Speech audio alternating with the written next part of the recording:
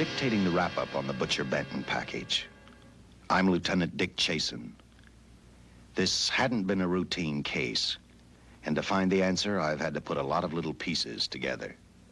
It began on the day most cases can be called closed. It was the day before the butcher was to be executed.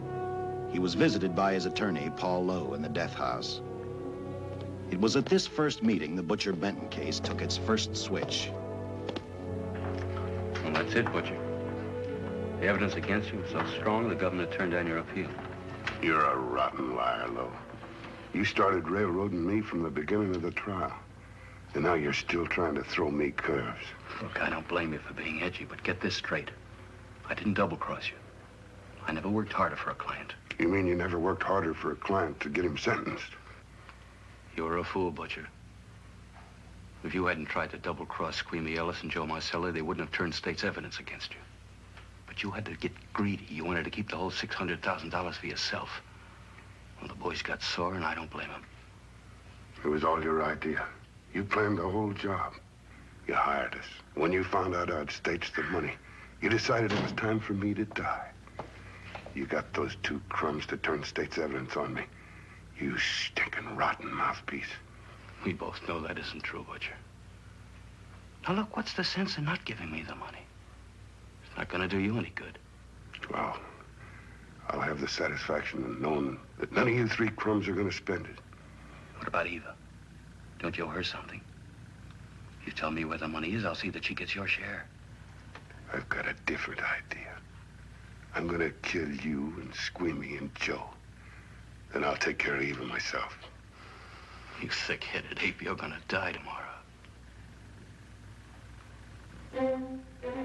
Remember what I said. I'm going to get you, all three of you. Even for you, Butcher, that'd be quite a trick. So long, dead man. Remember what I said. I'm going to kill you, all three of you.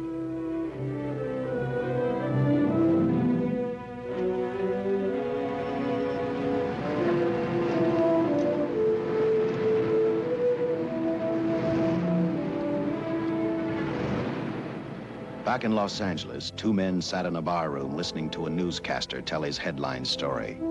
He played up big the butcher's threat to kill Paul Lowe, Squeamy Ellis, and Joe Marcelli for their having turned state's evidence against him. Squeamy Ellis didn't seem happy over the butcher's threat. Neither did Joe Marcelli.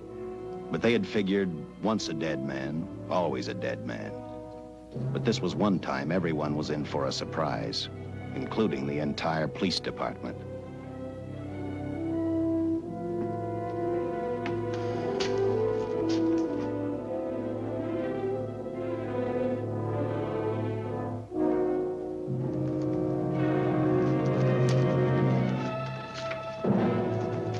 You seen the headlines, Captain? Teletype just came in from San Francisco.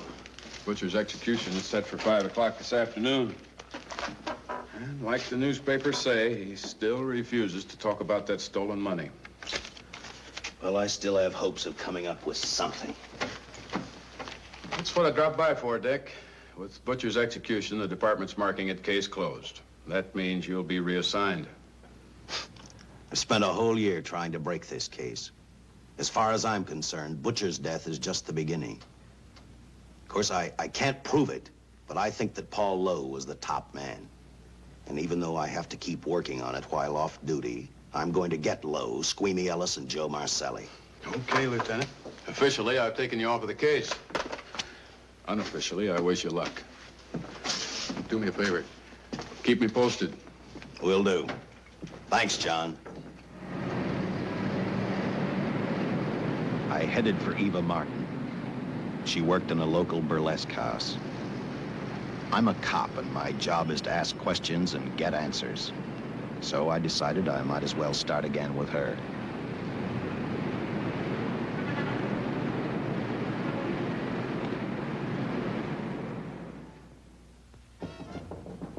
Come in.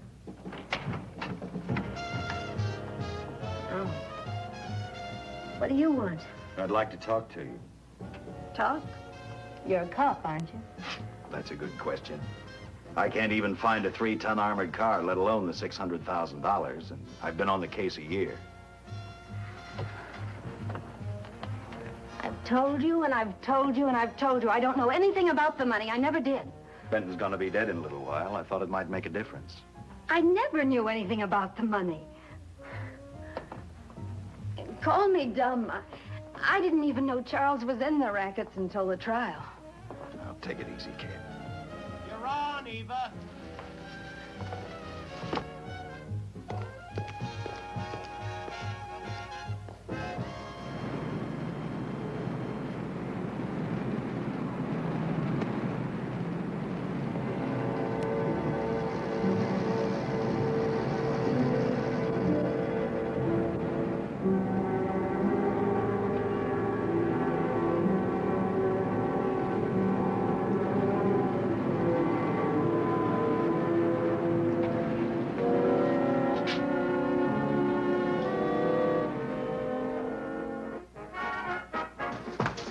Honey, here's your wrap.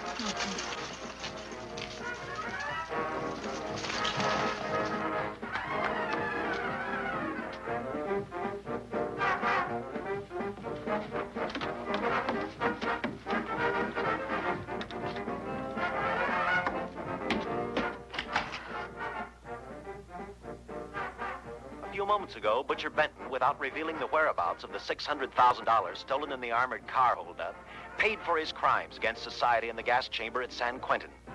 Now for a look at the international scene. Today... Come on, baby. Don't waste tears on Benton. I feel so badly about Charles. If I'd known, maybe I could have done something. How about a drink? We could both use one. An artist can't drink while she's working, Paul. Boy, see.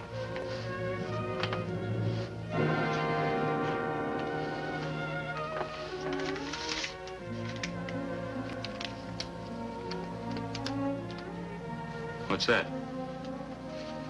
Well, now what's the matter? It's a message from Charles. He told me to open it if he died. Finale, Eva. All right. How about a steak after the show? No, thanks. Not tonight, Paul.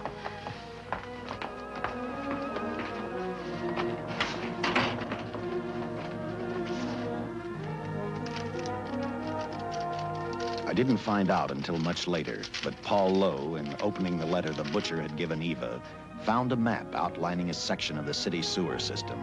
And clearly identified was the spot where the butcher had hidden the stolen payroll. He replaced it with a $50 bill. I guess he figured $50 to gain $600,000 was not a bad day's work.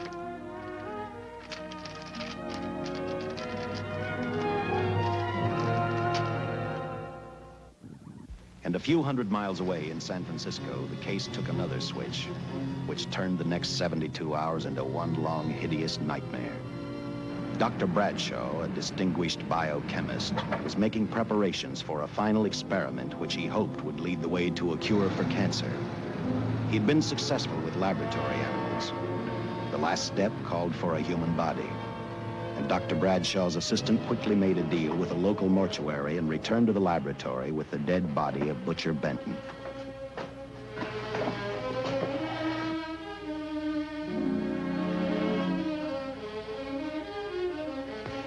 You made good time. Well, I didn't waste any. Any trouble? No, I just handed the money over and moved the body into your station wagon. That was that. Good. Get a syringe.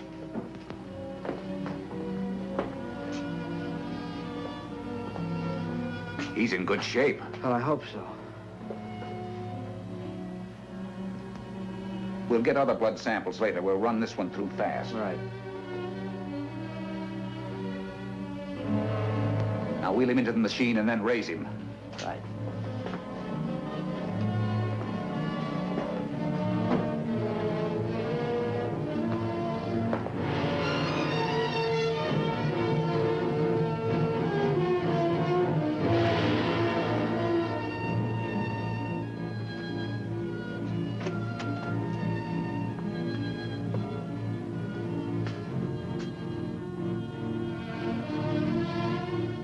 Ready? You You mean you're going to give him 287,000 volts? Yes, yes. I'll get the fluoroscope set. We'll check with that before we start dissecting. Turn off the lights.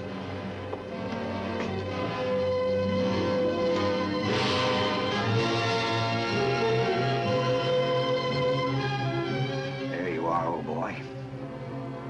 If you respond properly and my theory is sound, you'll be more famous dead than alive. Throw the switch.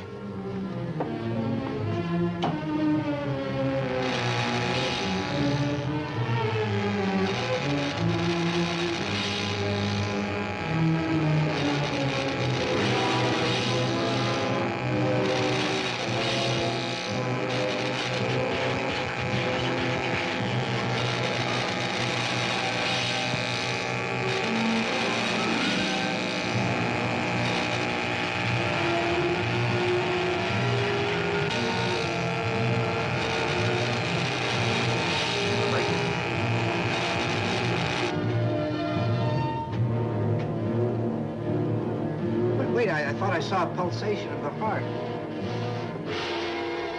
You're right. Dr. Bradshaw is beginning to breathe. You've brought this man back to life. No. The heart muscle has simply responded to a terrific electrical shock, that's all. Yes, but it does prove that the cells still function. Dr. Bradshaw, he is alive. A shock reaction, it can't last. His cells are multiplying now, if your theory is right. We could keep that reaction going longer. But it's worth a try. Get the body out.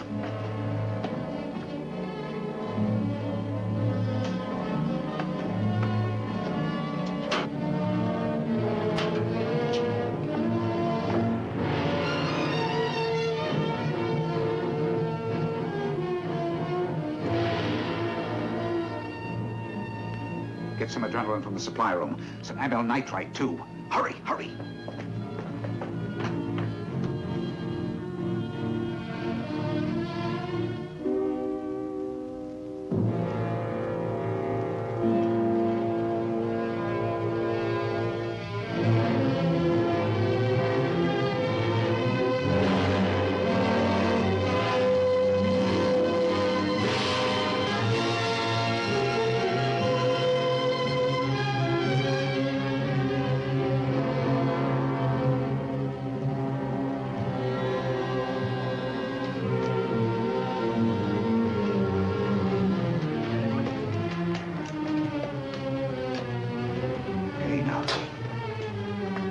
Mustn't move. Your heart can't stand the strain. Now, you must lie still. Please, please. Easy now. Easy. Easy. You must lie. Easy, please. Oh.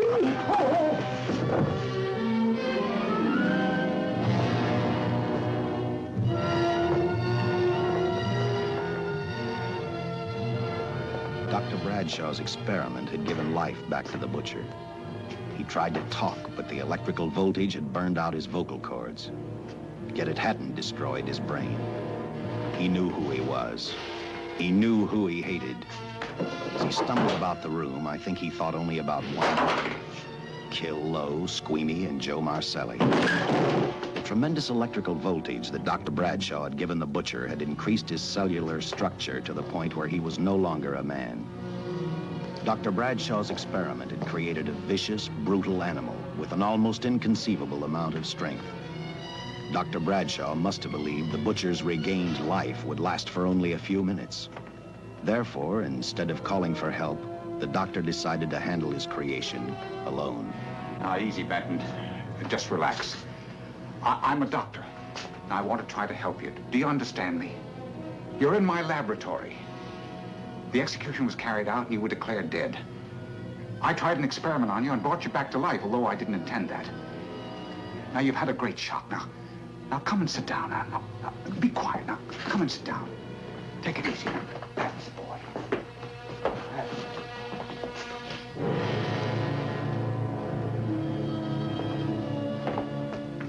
Careful. His reactions are violent. How do you explain this? Each cell must have multiplied 100 times, perhaps thousands. His strength is unbelievable. No, it's too late for the amyl nitrite. I want to get some blood samples, make some tests on him, find out what's happened. Get me a syringe.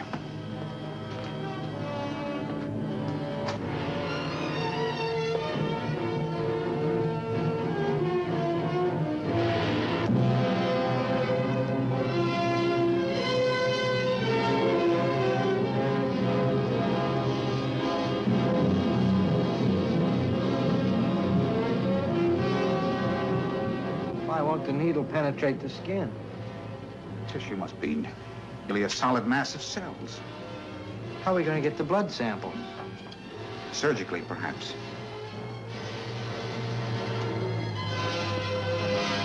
Now, easy, Benton.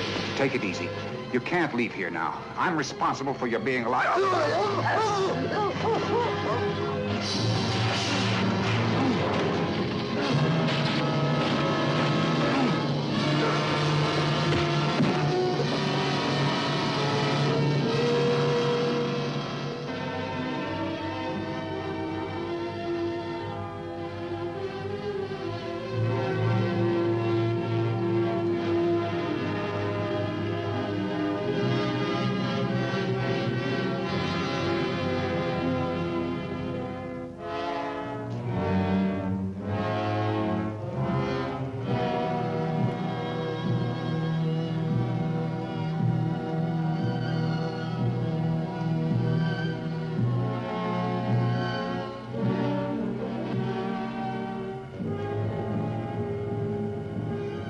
Towards the end of this case, Captain Lauder and I found out the doctor and his assistant had been murdered.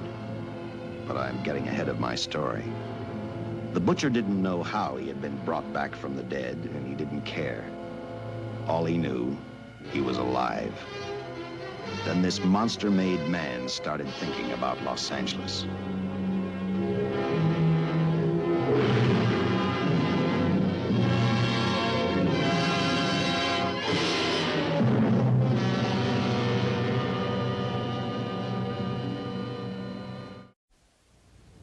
On that very night back in Los Angeles, I decided to stop playing detective for a little while.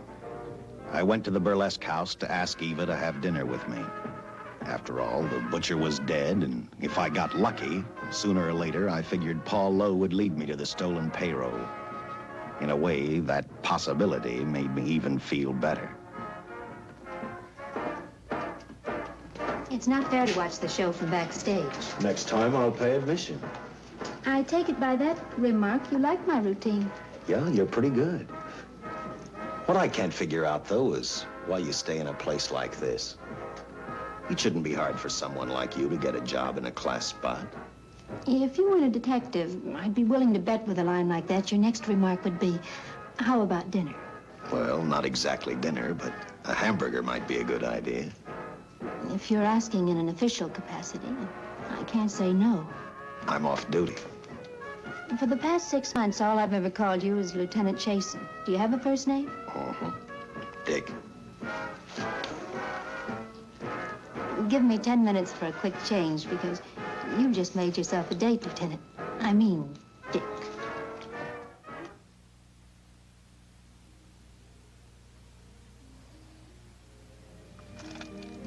Know something, Dick? I haven't had hamburger in the front seat of an automobile with a guy in a lot of years. Well, from now on, we'll do it more often. It's funny. I always figured a policeman wasn't really a human being. I mean, unless he was arresting someone or trying to solve a case, he was unhappy. Shows you how wrong you are. In fact, everyone on the force gets fed up occasionally with the job they do. Maybe we're more human than anyone else. We see so much trouble, we get to hate the work. But as long as the world's filled with people, there'll have to be men who enforce the laws. What made you join the department? Now who's making with the questions? No, honest, I'd like to know. Well, it's really a very short story. When I got out of the Air Corps, I knocked around for a while. Well, I went to work for an oil company. One day, I went back to college on the GI Bill. just before graduation, I noticed all about the police department exams. Seemed a pretty good thing to do with your life, so I took the exams, passed, then went on from there. If I ask one more question, will you give me a straight answer? Try me.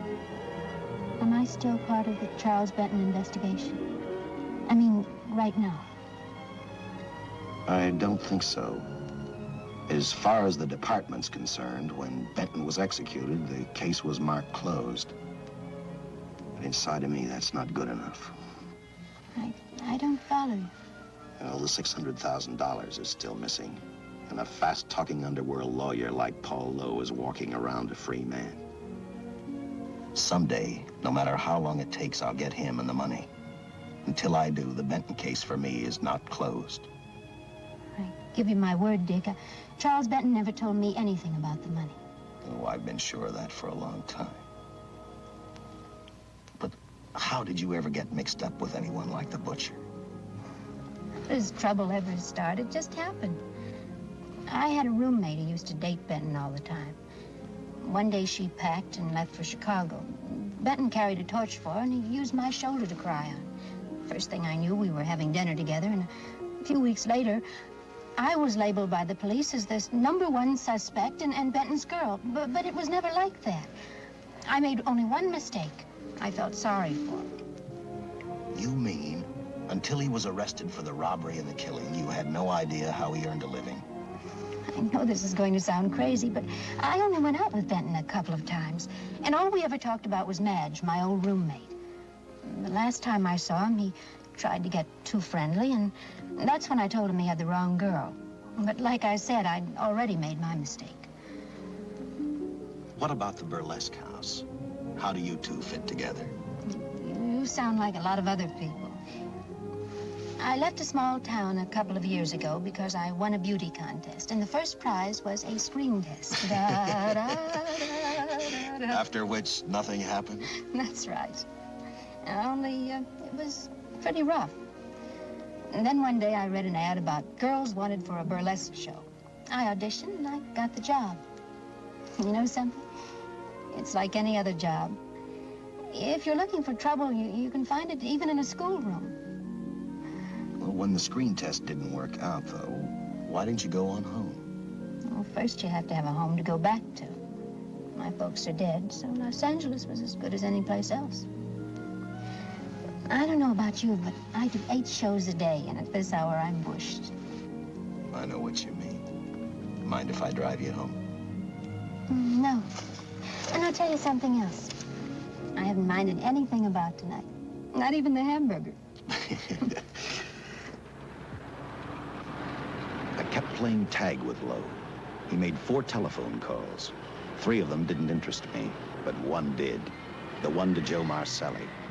I watched Joe head for his meeting with Lowe, and for some unknown reason, I began to get the feeling that this case was finally about to explode in my favor. You see what I mean? Well, look at that, will you? I seen him stagger on 2 legs, but he's doing it on 4. Shut up, you flea bag. Well, look who's calling names. At least I ain't a squealer, a stoolie. I warned you before. All right, Harry, that's enough. I'll take care of him. I want to talk to him. Okay, Mr. Lowe. With any future business you've got with this psycho, take care of it upstairs in your office. If you keep showing around here, sooner or later he's going to get slugged, cripple or no cripple. All right, shut up, Joe. Sit down.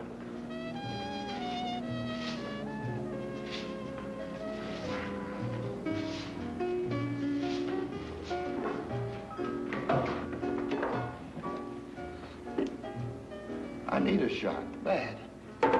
You'll get one after I talk to you. You sober enough to understand? Yeah, I run out of dough. No wonder. Look at you. You used to be the best torch man in town. Now I don't think you could crack a safe if you knew the combination. No jobs. Nobody wants me since I turned stakes on Benton. That's your doing. You taught me into All right, it. quit crying. I got a job for you. If you can stay off that stuff long enough. You know I can if I've got a job. How much? What is it? There's $2,000 in it for you. Where? Right near where he pulled the job. Interested? $2,000 ain't much out of 600,000. There'll be other expenses. Besides, that money's plenty of it. Now, you want it or do I get another boy? I'll do it. How soon do you want me to go to work? Set it up for tomorrow night. Call me before noon. I'm going to the races. 1. And that's all. The job's over.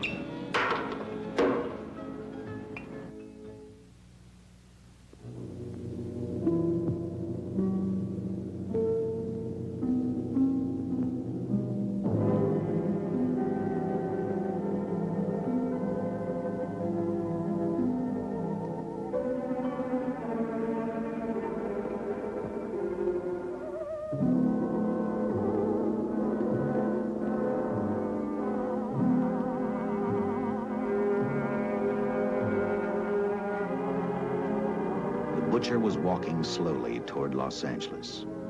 He'd traveled through wooded hills to prevent being seen by anyone. Finally, he came to a quiet road. He stopped to get his bearings. And then he saw her, and he saw something else. An automobile. For the butcher, that rang a bell. With a car, he knew by the next afternoon he'd be in Los Angeles in plenty of time to catch up with the 3 men who had double-crossed him.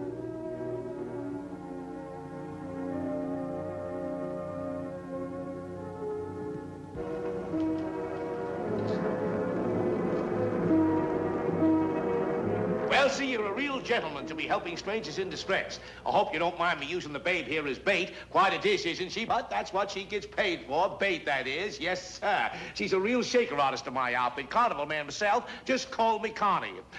Yeah. Well, friend, we're in a little bit of difficulty here. Got a flat tire, brand new car, no tools in the back. Why, some of these dealers make my carnival grifters look like babes in the woods.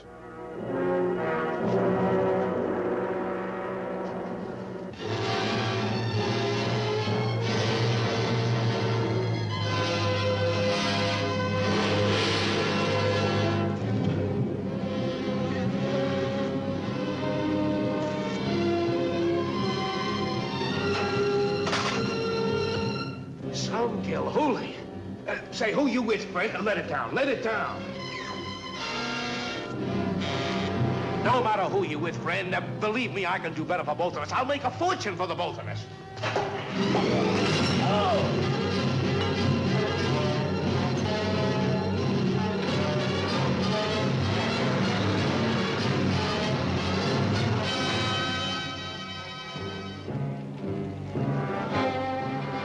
An hour later, the San Francisco Police Department sent out an APB. Squads were sent to various parts of the countryside.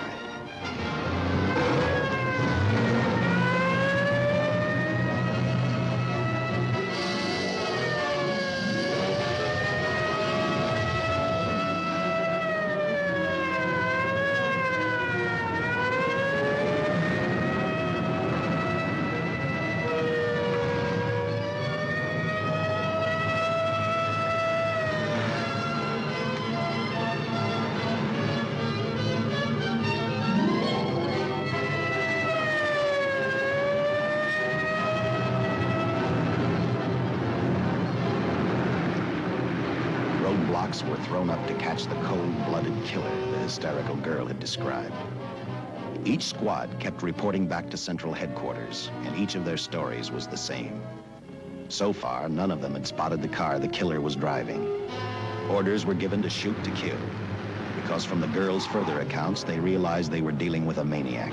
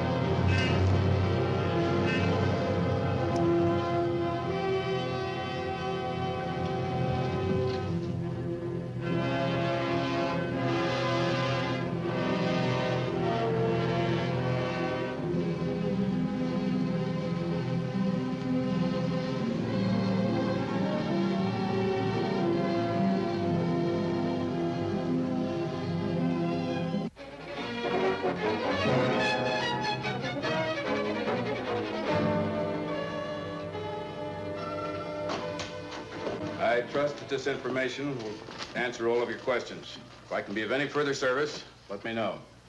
Sincerely, J.I. Louder, Captain Police, L.A. Here's another all points from CHP, Captain.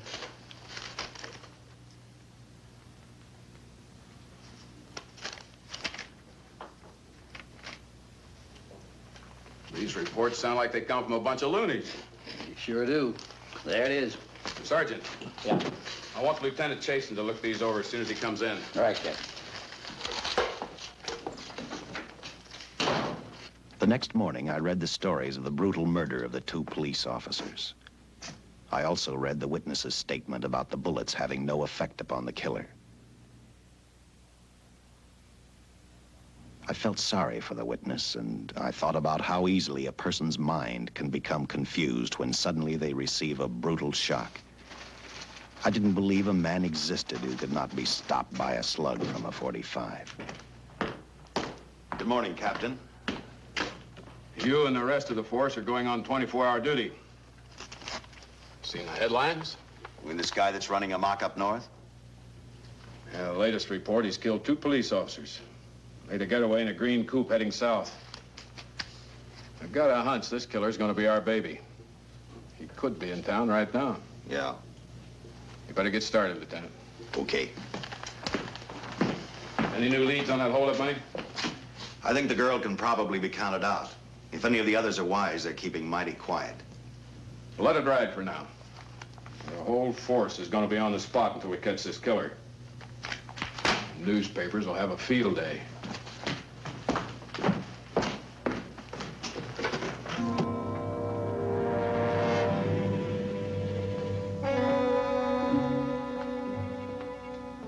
We were wrong about 2 things. The killer was already in our city, and we didn't know he was Butcher Benton. He headed straight for Eva Martin. He went to her dressing room to get back the map he had left in the envelope with her. He wanted first to check his money, then catch up with Lowe and the others.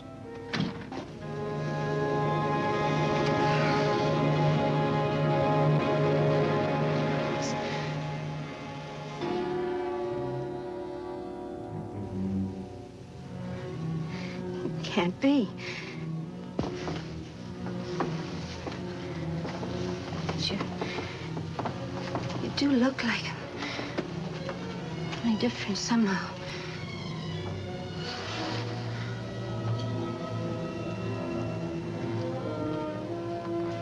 It is you. Why didn't somebody tell me? What's happened, Charles? These look like bullet holes. Are they?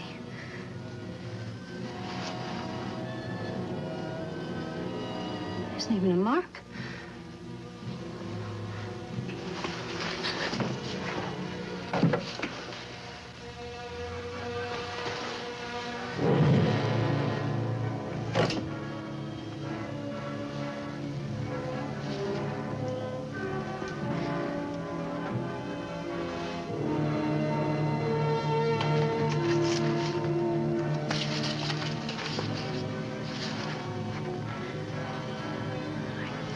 I opened it like you told me, and I found the $50.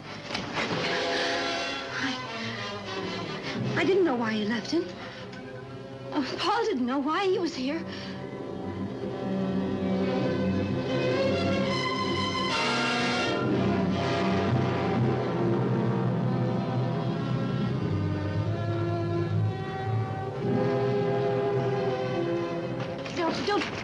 Don't think crazy. The name of Paul triggered his hate. He left her dressing room and started for Squeamy Ellis and Joe Marcelli's place.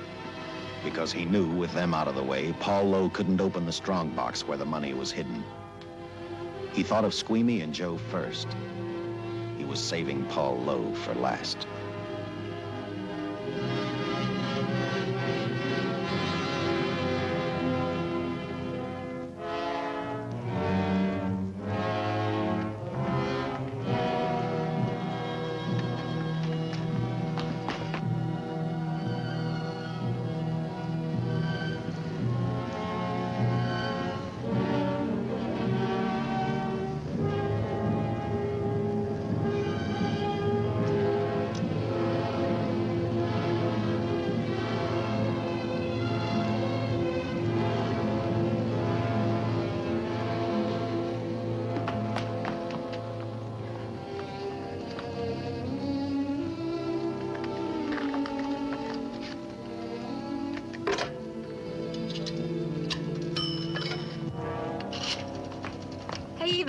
borrow your eyebrow pencil?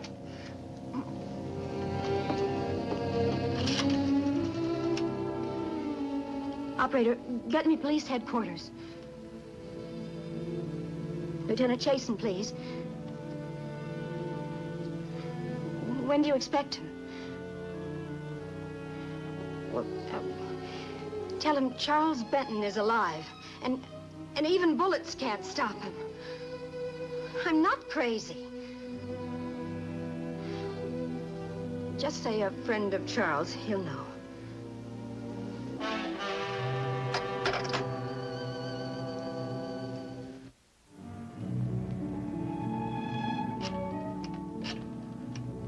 After leaving a message for me, Eva telephoned Squeamy Ellis. She tried to tell him the butcher was alive and on his way over to kill him. Squeamy didn't believe her, and in a way you couldn't blame him. Who in their right mind would believe a man had returned from the dead? What Squeamy actually believed was that the butcher, before his execution, had hired a killer to carry out his threat.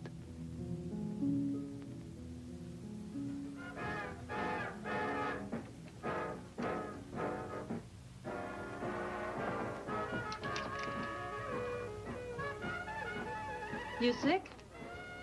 What? You don't look so good to me. 10 minutes, Eva. All right. Say, Eva, I could take over the matinee trick for you. What? It's easy. Look, Eva, I can do it. Scabba-doo-doo-doo. Oh, Francine, I just thought of something. Yeah? Eva agreed to let Francine do the show. She hoped she'd be able to interrupt the butcher before he arrived at Squeamy's hotel. Or, failing that, at least be able to warn him to stay out of sight. You wanted me, Captain? Yeah, I just had a rundown on those fingerprints of the stolen car up north. We got nothing on the driver who was killed or the woman with him. Take a good look at these. There's something funny about these. Yeah. And the boys in the lab can't figure it out either. Those are the killers. They were found on the steering wheel. Looked like they'd been stamped in with a steel die. They sure do. These are Butcher Benton's. What? Well, they look the same to me. How do the lab boys explain that? They don't. Their best guess is a twin brother. An identical twin could have the same pattern of whorls with only slight variations. Ever hear of the butcher having a twin brother? No. Even if he did, it wouldn't explain these freak prints. You didn't pick up your message, Lieutenant. Some wacky dame calls you.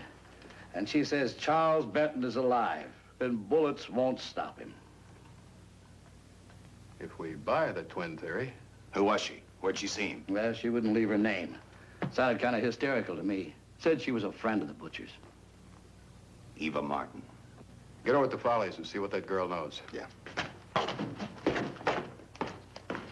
Some guys have all the luck. I never drew an assignment to the Follies.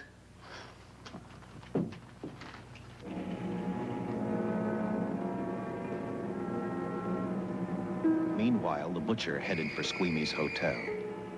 He didn't seem to be in any particular hurry. Actually, he seemed like any normal person, on his way to work or on his way home.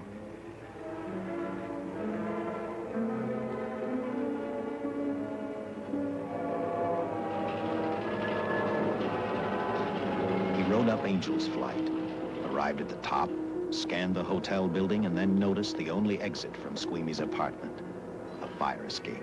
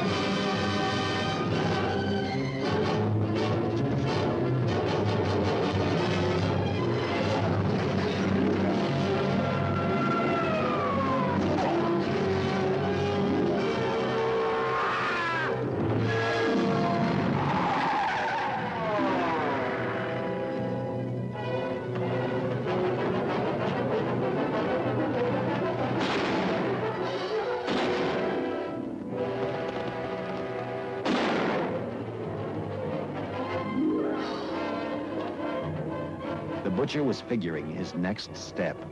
And as he looked at the dead cop, he thought about Paul Lowe, the next man on his list. Seen Joe Marcelli? Not since last night when I told him I didn't want him around here no more. Give me a shot.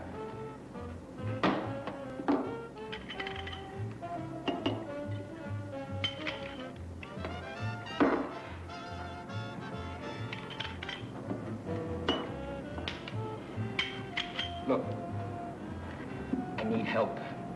Just found out that Benton hired a killer to get me. He's after Joe, too. Well, then drink up and get out. I don't want no trouble around my place. You're a real pal. Drink up and get out, I said.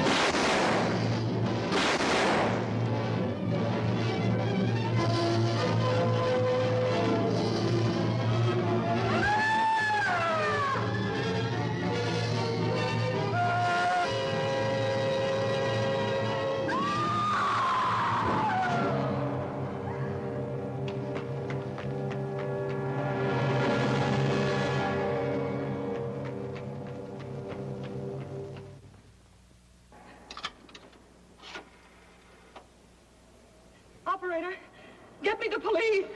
Police! Yes!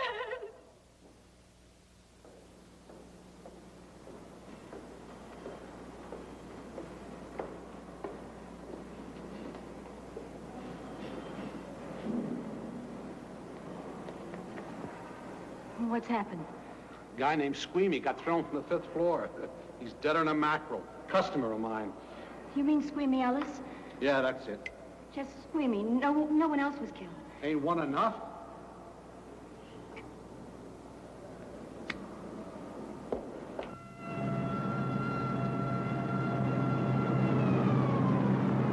I tell you, the bullets never even phased him. He must have been wearing a bulletproof vest. God help us when the papers get a hold of this. Keep an officer on duty here till you hear from me. We'll get a stakeout on Joe Marcelli. I'd like to talk to Joe.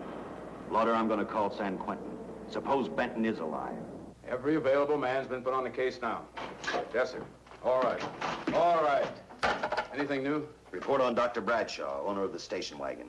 The San Francisco police located his laboratory in the basement of an electrical power receiving station. Bradshaw, what's he know? He's dead. And another man, too, his assistant. The lab is a shambles. But now we're getting some action from San Francisco. Benton's body never arrived at the mortuary where it was supposed to go. An attendant there finally broke down, admitted he picked up some quick cash by handing the body over to a man he was unable to identify. The man was driving a station wagon. Blast it, man. The chief's on my neck, and the commissioners are on his, and the mayor's on theirs. Now, am I supposed to tell them that our killer is a dead man? They found a notebook in Bradshaw's lab. It ties his experiments in with a Professor Dwiggins at Caltech. I hope to hear from Dwiggins soon. Captain, report from the valley on a hysterical woman. Reports the presence of the killer. There's the location. Let's go.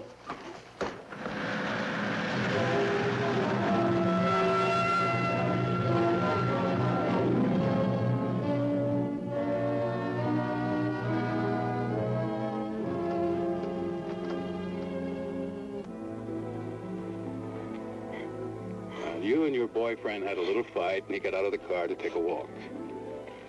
You noticed that he walked down toward the sump area in the direction where you'd seen those lights a short while before. What happened then, miss? Please try to tell us. Well, I just sat there a few minutes, I guess. I was pretty mad. Then there was a loud crash, like heavy metal, sort of, from down here. I got out of the car to get a better look. I heard Jimmy cry out something. I couldn't make out the words. Then down here, in a patch of light, was Jimmy. And coming toward him was this man. Big man. Lifted Jimmy up over his head like he didn't weigh a thing. Jimmy screamed. Just once, before he broke Jimmy's back. I heard it snap, not far away. Then I started running till I found this house. They let me use the phone. Thank you, mate. We'll see that you get home right now. O'Malley, see that the young lady gets home all right. Paul Lowe, while driving to his office, heard a radio commentator report the murder of Joe Marcelli. And what shocked him most was when the broadcast identified the killer as possibly being the butcher. Lowe headed straight for Eva Martin at the Burlesque Theater. Oh, you gave me a start, Mr. Lowe. What are you doing here? Where's Eva? Oh, I'm taking her place. I'm going to wear her costumes. What's it to you? I asked you, where's Eva? Hey, don't get physical. Well, watch your tone of voice, Buster. I told you. Little Eva isn't here. I could see that for myself. Where is she? She's at police headquarters. That's where she is. Yes, sir. No, sir. Captain Lauder's still with the mayor. The killer dropped out of sight. He was last seen in the Hollywood area. Yes, sir. We know he's dangerous. Every angle's being covered. Yes, sir. I'll tell him.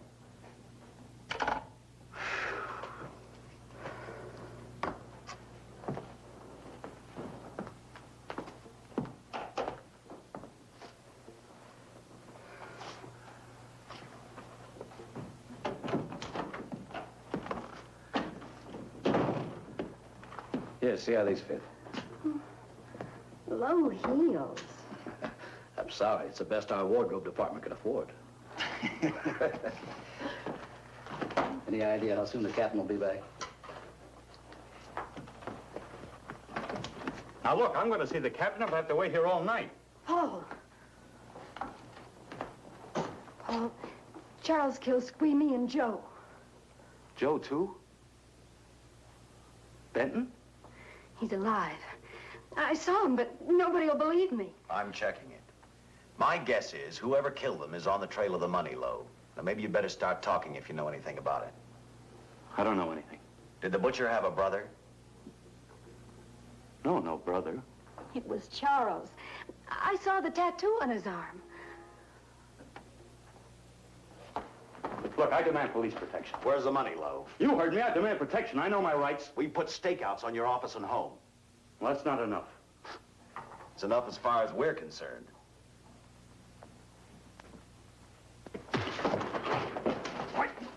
Now you gonna book me, Sergeant? Dan, throw away the key.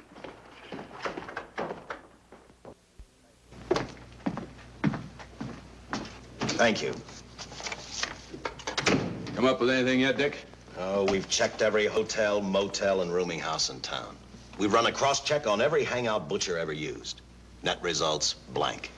This is incredible. We not only discover a dead man turned killer, but it's beginning to look like he plays ghost, too. He's somewhere in this city, and if we have to take it apart brick by brick, we've got to get him. I may be way off, but I think Paul Lowe could tell us a lot. Maybe, but it's a cinch he's not going to. Well, suppose he had no alternative. You better grab some coffee. Your mind's beginning to play tricks on you. No, now, wait a minute. When Lowe came to us for police protection, it was because he was scared stiff the Butcher would add him to the list of Squeamy Ellis and Joe Marcelli. Go on. It figures, too. When he slugged the sergeant, he knew we'd book him right away. Oh, this Lowe's a pretty cute character. But we can play the same game. You mean we'll threaten to release him? Well, not exactly. You tell him you realize that he was excited, that throwing the punch was accidental. Tell him we're not going to make a charge, that he's completely released. Lieutenant, you know we can't do that. Lowell made his first mistake when he hit the sergeant, and that'll get him a year. As far as the department's concerned, at least it's a small victory. If my hunch is right, Lowe won't want to be on the streets with the Butcher looking for him. And he may talk, and talk a lot. Enough maybe for us to get rid of him permanently. Even lead us to the Butcher. If he's frightened enough, that might work. But if it doesn't... No, Dick, I'm not going to release him.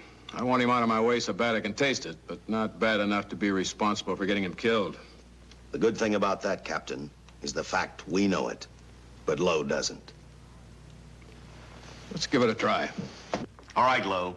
Come on out.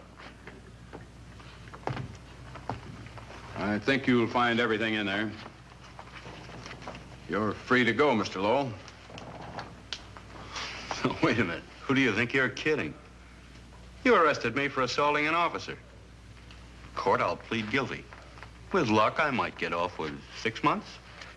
For a lawyer, you're forgetting a very important point. If no charge is made, there's no trial. It was a tough day for everyone. We figured your nerves were on edge, and when you threw the punch, you didn't know what you were doing. I've squared everything with the sergeant. It's all over, all forgotten. Yeah? Why'd you bring a stenographer? Simply because I wanted a record of our conversation at the time of your release. Okay, Lowell, let's go. Oh, wait a minute. Once out on those streets and I'm a dead man. You let me go, you'll be responsible for murder. Oh, come off it, Lowe. You're imagining things. You know the Butcher threatened to kill me. You set me free, he'll do it. Well, that's just a risk we'll have to take. But the way I look at it, Mr. Lowell, you'll be okay. Look, Captain, I'll make a deal with you. You keep me here and I'll tell you how to recover the money. Maybe even catch the Butcher. No deals, Lowell. You'd probably tell us anything just to stall for time. Come on, let's get out of here. Now, wait a minute. All right. I'll tell you the truth. Start taking this down. I, Paul Lowe, hired Butcher Benton, Squeamy Ellis, and Joe Marcelli to pull off the armored car holdup. And then Lowe continued with his confession. He told us about finding the map. He showed us the exact location of where the Butcher had hidden the stolen payroll. And he gave us a most important answer. The explanation as to how the Butcher was able to elude detection. His means of escape was the sewer system beneath our city.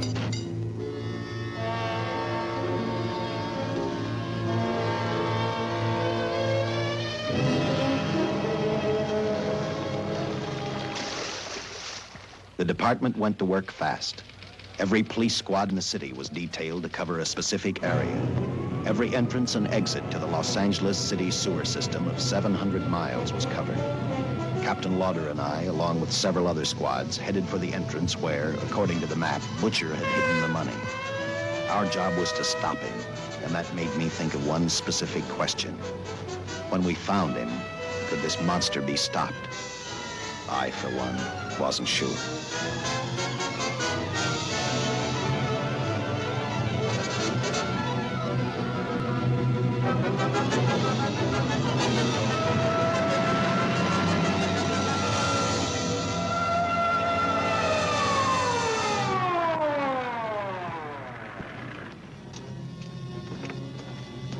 Everything all set, Lieutenant?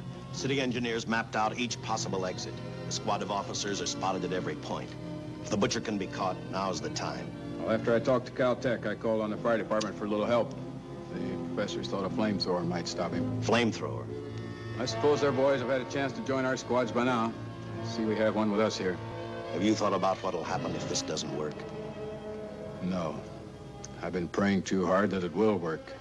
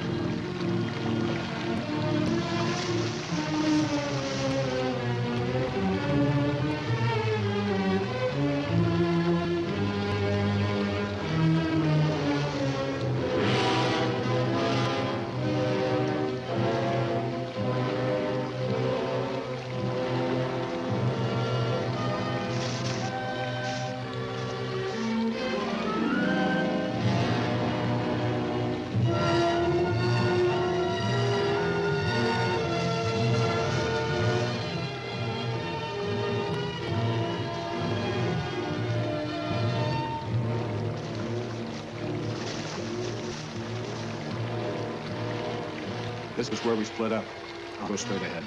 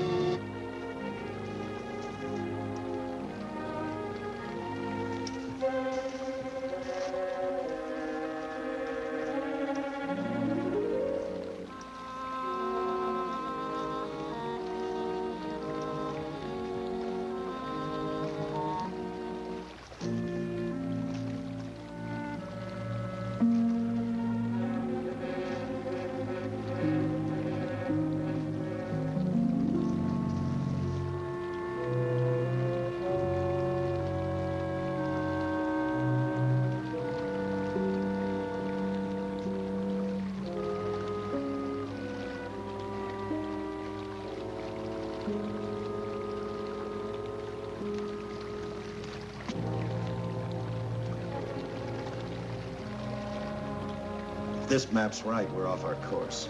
We'll have to backtrack.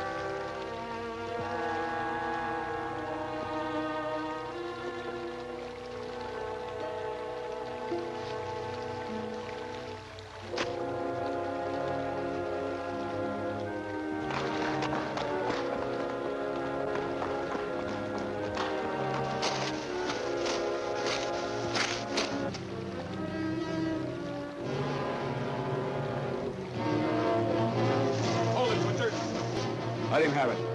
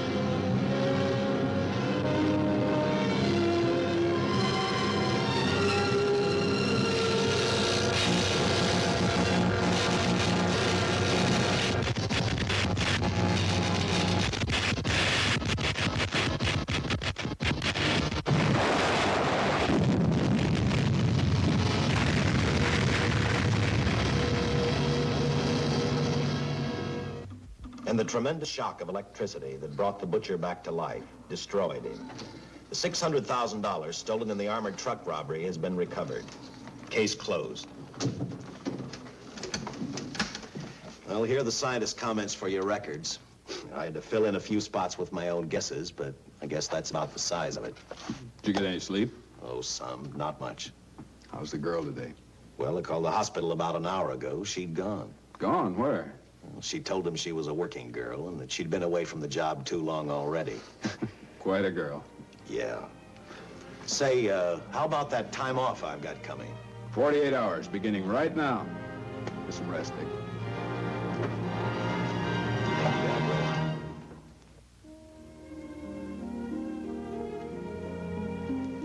know something, Dick?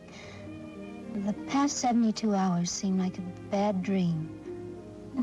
That rest in the hospital today really gave me a new lease on life. Now that it's over, I can't believe it actually happened. The important thing is to remember it is all over. I suppose you'll be assigned to another case. I'll have to give up hamburgers in the front seat of the car for steaks in a restaurant. No, I've thought about that. In fact, I decided to do something about it. I started by talking the captain into a short holiday, and just about an hour ago, I got you fired. What? What did you do that for? I figured that being my wife would take up all of your time. Even if I wanted to say no, I couldn't. You're not supposed to say no to a detective. I figured that, too.